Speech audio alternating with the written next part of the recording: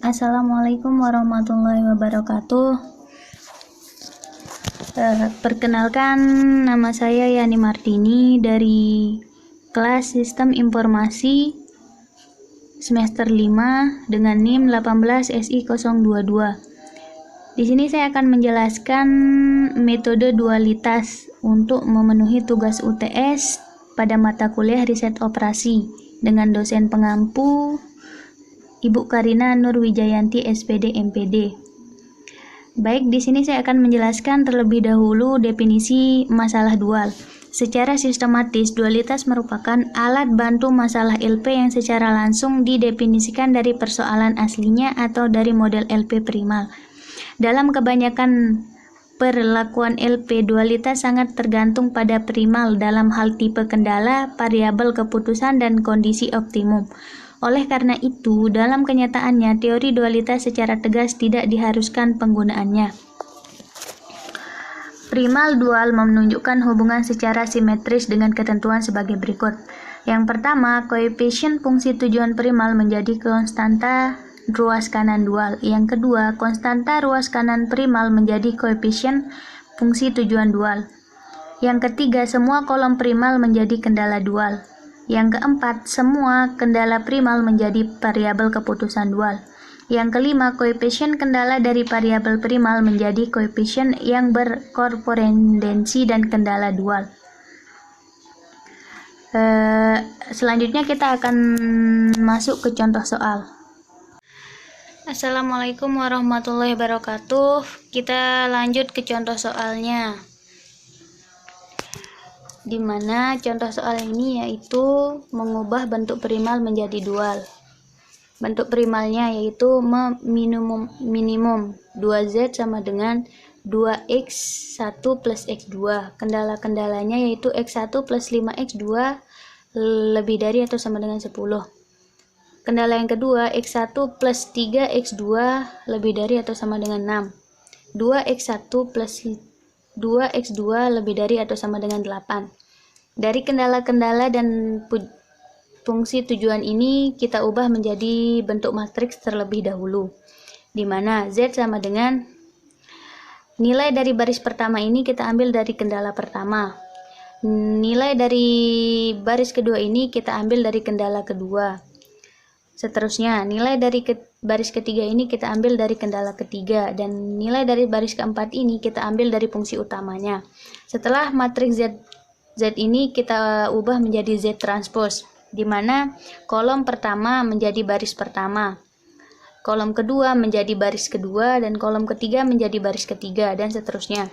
Setelah kita ubah menjadi Z transpose atau matriks transpose, maka kita masuk ke bentuk dualnya, yaitu memaksimumkan. Di sini kita menggunakan simbol W, di mana fungsi ini kita ambil dari matriks yang ini 10, 6, 8, 1. Kita tulis 10 Y1 plus 6 Y2 plus 8 Y3.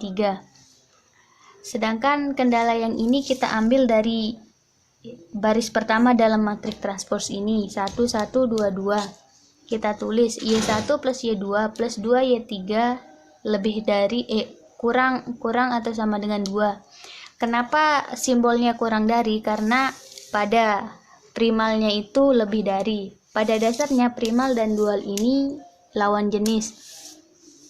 Sedangkan 5 Y1 plus 3 Y2 plus 2 Y3 atau kurang dari sama dengan 1 kita ambil dari sini 5, 3, 1, 1. Setelah ini kita buat standar formnya. W sama dengan, kita tulis ulang tapi dalam bentuk negatif, 10 Y1 min 6 Y2 min 8 Y3 sama dengan 0. Y1 plus Y2 plus 2 Y3 plus S1. S1 ini adalah variabel yang kita buat sendiri sama dengan 2. 5Y1 plus 3Y2 plus 2Y3 plus 5 S2 sama dengan 1. Selanjutnya kita masuk ke dalam metode simplex.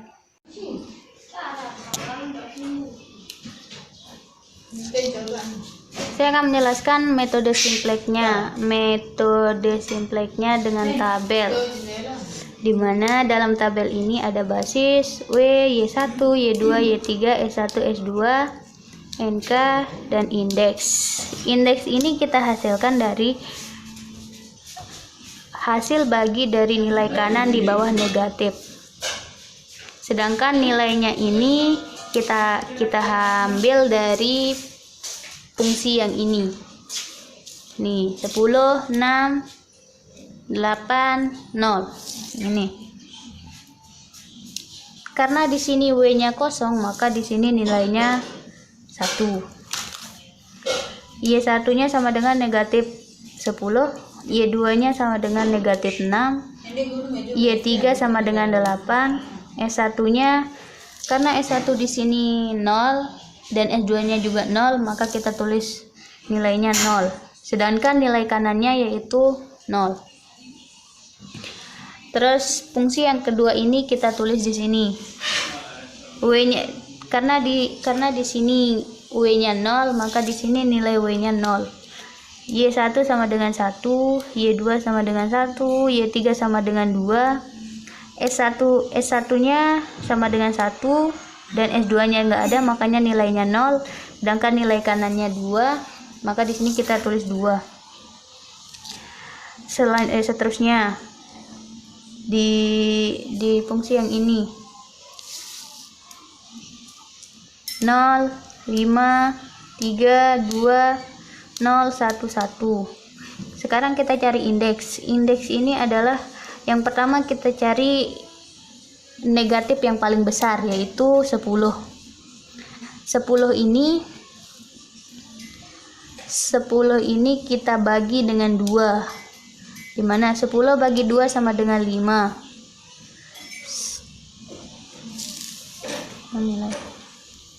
Lanjut ke kolom yang ini.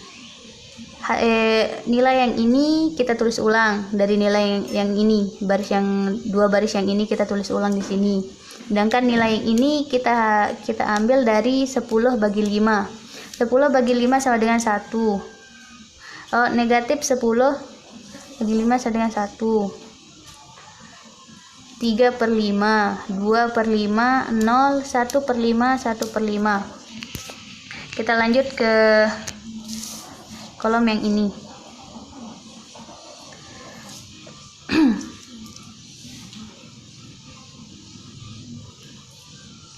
Baris pertama ini kita hasilkan dari baris pertama dijumlahkan dengan 10 kali baris ketiga, dimana 1 kali 0, 1 plus 10 kali 0 sama dengan 1.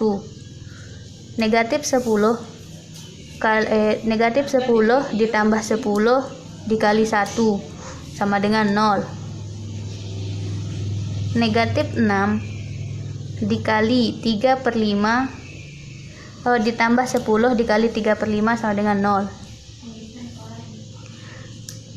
Negatif 8 ditambah 10 dikali 2 per 5 sama dengan negatif 4. 0 ditambah 10 dikali 0